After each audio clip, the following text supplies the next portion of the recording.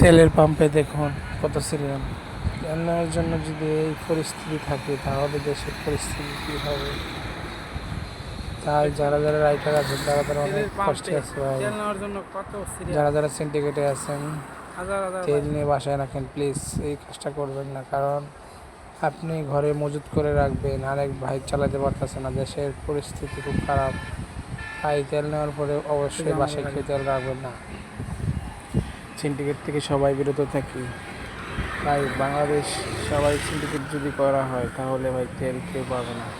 তাই যারা যারা তেল আছে তারা বাসায় রেখে কোনো সময় তেল নেবেন না। সবাই দৌড় করতে এটা শেয়ার করে দিবেন যাতে তেলের সিন্ডিকেটটা বন্ধ হয়ে যায়। সবার কাছে এটাই, আপনাদের কাছে এটাই অনুরোধ। সরকার কিছু করতে পারবে না যদি আমরা না করি। ভালো থাকবেন, সুস্থ থাকবেন, আল্লাহ হাফেজ।